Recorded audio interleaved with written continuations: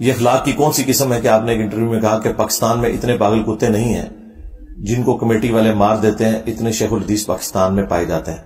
پہلی تو بات یہ کہ اگر اس جملے کو آپ آؤٹ آف کانٹیکسٹ کاٹ کے دیکھیں تو آپ کی بات بالکل درست ہے.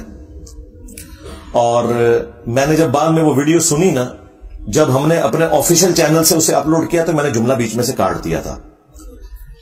یہ وہ جو صحافی ریکارڈ کر کے گیا تھا اس نے وہ پوری ویڈیو بغیر ایڈیٹنگ کے چڑھائی، اور میں اسے آن کرتا ہوں، میں اس پہ نہیں الزام لگاؤں گا، نہ میں نے اسے منع کیا تھا.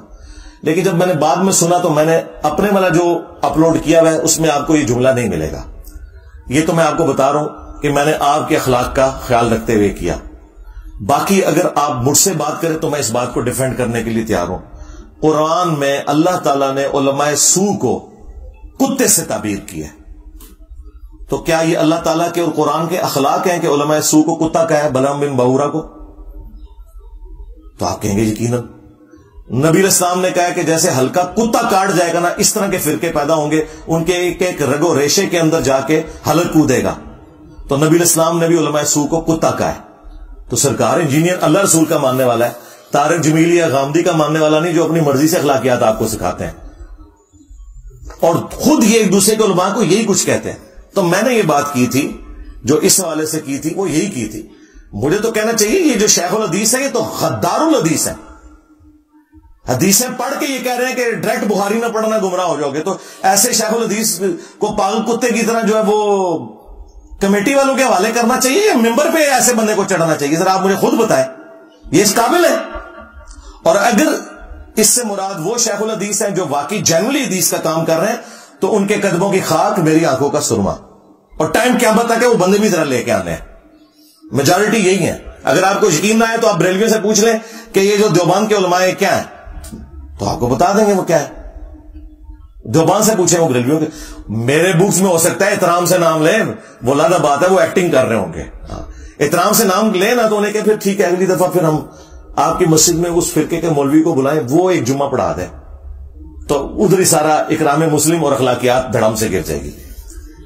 تو میں نے پاکستانی اخلاق کے تحت اسے نکال دیا تھا. قرآن و سنت کے اخلاق میں بالکل یہ فٹنگ بیٹھتا ہے جملہ جو میں نے بولا ہے، اس سے بھی سخت بولنا چاہیے تھا. ولیمہ رخصتی کے کتنی دیر بعد کرنا چاہیے؟ جب مرضی کر لیں لیکن جلدی کر لیں. باقی وہ جو کہتے ہیں نا کہ وہ تعلق قائم ہونا ضروری ہے، تعلق قائم ہونے سے اس کا کوئی تعلق نہیں ہے. اس کا تعلق یہ ہے کہ صرف خلوت ثابت ہو جائے کہ میاں بیوی علیحدگی میں اکٹھے ہو گئے، آگے کوئی معاملہ چلا ہے نہیں چلا اس کے ساتھ اس کا کوئی تعلق نہیں. اس کے بعد وہ ڈکلیئر کریں گے کہ بھئی یہ دو میاں بیوی ہیں، اس کے لیے ولیمے کی اناؤنسمنٹ ہوتی ہے. جنت میں جہاں مردوں کو حوریں ملیں گی، اس کے برعکس عورتوں کے لیے بھی کچھ رکھا ہوا ہے. آپ مرد ہیں انشاءاللہ آپ کو مل جائیں گی. رہی عورتیں تو ہمارا کلپ دیکھ لیں، جنت میں عورتوں کو کیا ملے گا.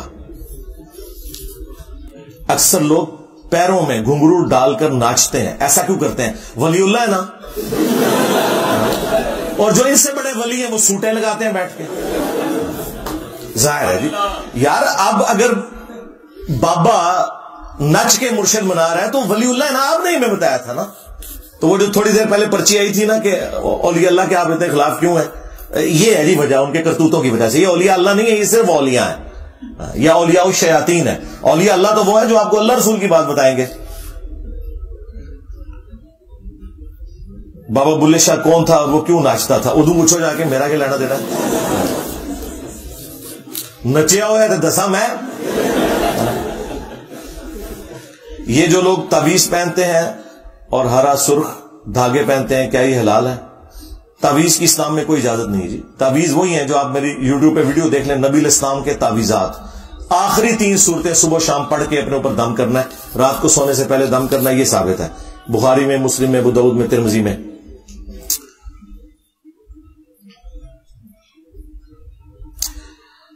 لوگ سوال کرتے ہیں کہ آپ بابوں کو نہیں مانتے، لیکن جو کتابیں ہیں وہ آپ نے آگے رکھی ہیں وہ بھی تو بابوں کی لکھی ہیں. جی ان بابوں کو تو ہم مان رہے ہیں، ہم آپ کے بابوں کو نہیں مان رہے. اس کے اوپر میری تفصیلی ویڈیو ہے.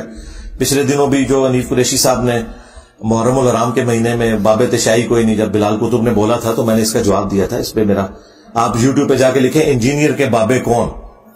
تو اس طرح تو نہ کریں، ان کے پیچھے تو نہ جا کے چھپیں. ٹھیک ہے.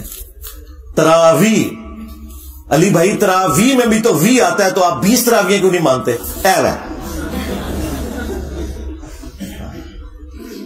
علی بھائی حضرت عثمان غنی بھی بنو امیہ سے ہیں اور عمر بن عبدالعزیز تو آپ بنو امیہ کو برا کو کہتے ہیں. تو مڑ کے دو بندے ہی نظر آئے نا, باقی جڑے کرتوت کر کے گئے نا, ہم تو ان کی بات کر رہے ہیں, حضرت عثمان اور عمر بن عبدالعزیز کی بات تو نہیں کر رہے. تو ہم ان بابوں کو کہہ رہے ہیں جو کتابوں کے غدار ہیں, جن کے لیے میں نے ایک ٹرم ڈیوائز کیا ہے کہ ہم ان بابوں کو مانتے ہیں جو کتابوں کو مانتے ہیں, جو کتابوں کے دشمن ہیں, جو کہتے ہیں علمو بس کریو یار. تو جب وہ کتابوں کے دشمن ہے تو عزت تو بابوں کی کتابوں کی وجہ سے ہونی تھی. جب وہ کتابوں کے دشمن ہو جائیں, قرآن و سنت کے دشمن ہو جائیں, تو ان کے لیے پھر یا تو یہ ہے کہ انہیں اپنے بڑے بابوں کے پاس پہنچا دیا جائے آخرت میں, یا کوئی ویٹیکن سٹی بنا کے اس میں قید کر دیا جائے. آپ نے ایک ویڈیو میں بولا تھا شراب پینا حرام ہے لیکن شراب ناپاک نہیں. ہاں جی, وہ شراب اس اعتبار سے ناپاک نہیں کہ کپڑوں پر لگ جائے. تو جو یہ کہہ رہے ہیں ناپاک ہے, دلیل اس نے پیش کرنی ہے. بہتا ہوا لہو بھی پینا حرام ہے, کپڑوں کو لگ جائے تو پاک ہے.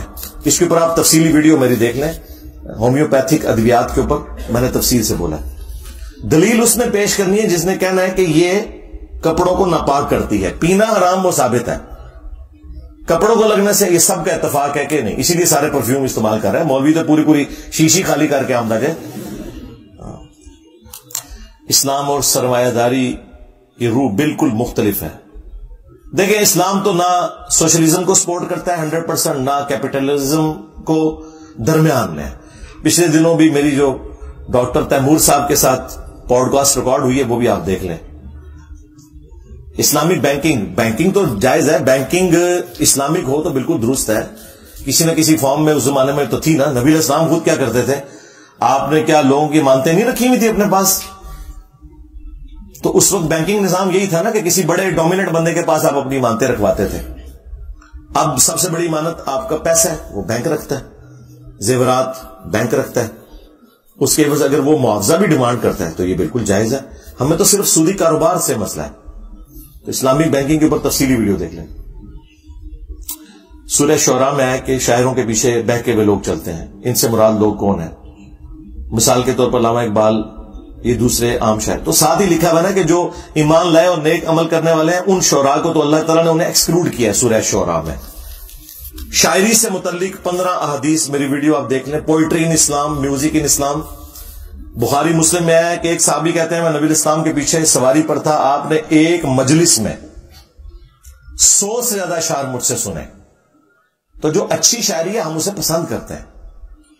ڈاکٹر اقبال کی جو شاعری اچھی ہے اسے ہم پسند کرتے ہیں. جو انہوں نے ویسے کوئی, وہ جدھر بھی گئے اس کی شان میں کوئی نہ کوئی نظم انہوں نے کیا ہی دے دی ہے. یہ اکثر آپ کو وہ صوفیاء کہیں گے کہ وہ انہوں نے مجدد الفسانی کی شان میں پورے اشعار کہہ دیے تھے. وہ ہند میں سرمایہ ملت کا نگہبان, اللہ نے جسے کیا بر وقت خبردار, حاضر ہوا میں شیخ مجدد کی لحد کے اوپر. تو وہ کہتے ہیں جی ڈاکٹر اقبال تو بڑی تعریف کر کے گئے ہیں, اور آپ کہتے ہیں بھائی بات یہ ڈاکٹر اقبال خود اپنے مال کا جواب دے ہے, ہم تو بتا رہے ہیں کہ ان کی تعلیمات قرآن و سنت کے خلاف ہیں. جو ٹھیک ہے وہ ٹھیک ہے, وہ تو کافر کی بھی ٹھیک ہو تو ہم مانتے ہیں. باقی ڈاکٹر اقبال نے تو دنیا کا کوئی بھی بندہ جس سے وہ امپریس ہوئے تھے اس کی تعریف کی ہے. لینن کی قبر پہ گئے ہیں, وہاں پہ بھی جا کے پوری نظم اس کی شان میں لکھ دی ہے. جو کمیونزم کا سمجھ لے بانی تھا رشیا میں, ٹھیک ہے. اسی طریقے سے کارل مارکس کے لیے تو انہوں نے یہ جملہ بول دیا کہ وہ پیغمبر نہیں ہے لیکن اس کے پاس کتاب ہے, ڈاس کیپیٹال. اب یہ بات کوئی ہمارے جیسا بندہ کرے تو یہ کہیں گے یہ تو کفر بول دیا. تو ڈاکٹر اقبال نے تو کہا کہ جو کارل مارکس ہے وہ پیغمبر نہیں لیکن اس کے بغل میں کتاب ہے, اور کتاب پیغمبروں کو دی جاتی ہے. وہ بغیر پیغمبری والا جو ہے کتاب رکھنے والا انسان ہے. تو وہ ہر ایک کی تعریف اس طرح کر دیتے تھے. ڈاکٹر اقبال کو زیادہ سیریس نہ لے لیا کریں, جو اس کی باتیں ٹھیک ہے بس وہی لیا کریں. آپ بس وہی پڑھا کریں کہ محمد سے وفات نے تو ہم تیرے ہیں, ہاں یہ جہاں چیز ہے کیا لوہو قلم تیرے ہیں. جو یہ شعر پڑھ رہے ہوتے ہیں وہ بھی محمد کے ساتھ بے وفائی کر رہے ہوتے ہیں, جو سن رہے ہوتے ہیں وہ بھی بے وفا ہوتے ہیں, بس صرف شعر ہی پڑھ رہے ہوتے ہیں.